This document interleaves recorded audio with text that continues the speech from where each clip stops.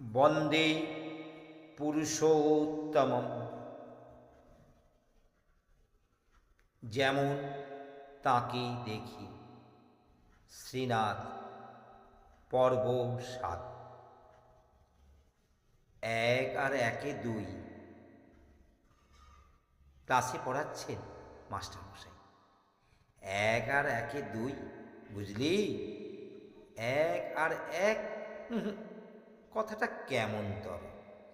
এক তো হলো, আর এক পাই কোথায়? কেউ তো আর কারো সমান নয়।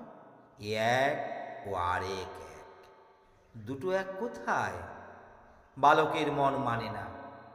মহাভাবনার কথা হলো, অদয় তত্ত্বের মূল থেকে দেখলে ডাল পর্যন্ত সবই তো এক। একের কি আর দ্বিতীয় হয়? ঐক্য হলো বীজ, বহুত্ব হলো তার ফসল। বীজ হলো একটা, শস্য হলো বহু। এক বলতে সেই একই, তার কখনো জুড়ি আছে? সে তো বেজোড়।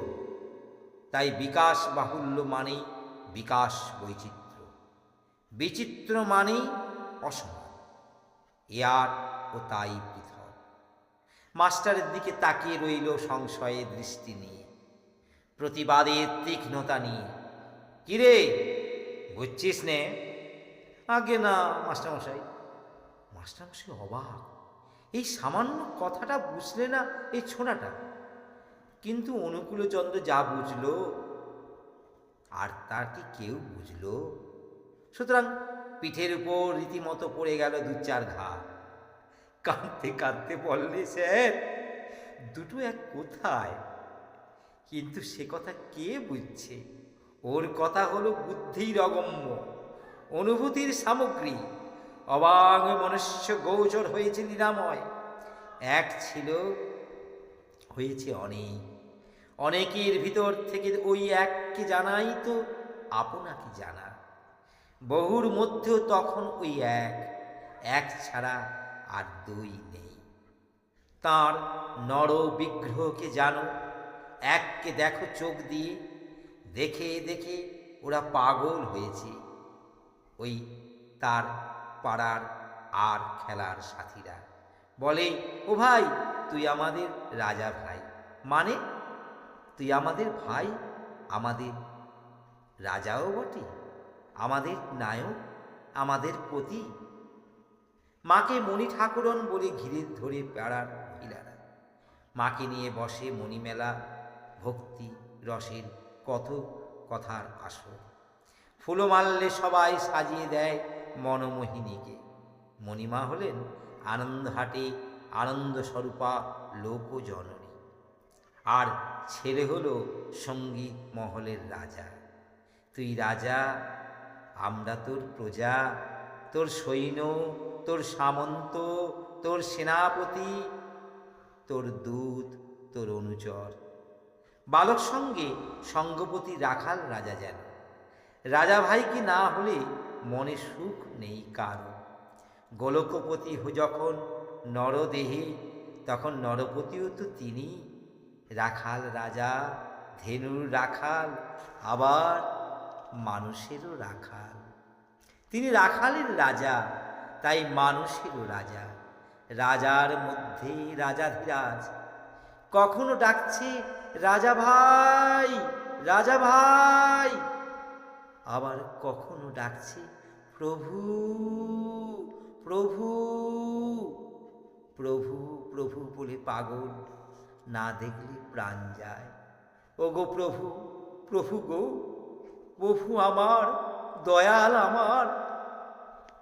এ ভাবচিত্ত রসালো ডাকের রসানুভূতি ওদের কি শেখালে?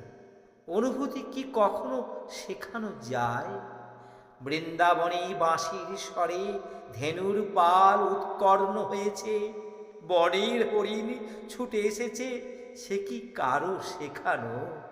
যদি কেউ শিখিয়ে থাকে তো সে এক আরেক মন। ওদের মন ছুঁয়েছে অনুকূলচন্দ্র।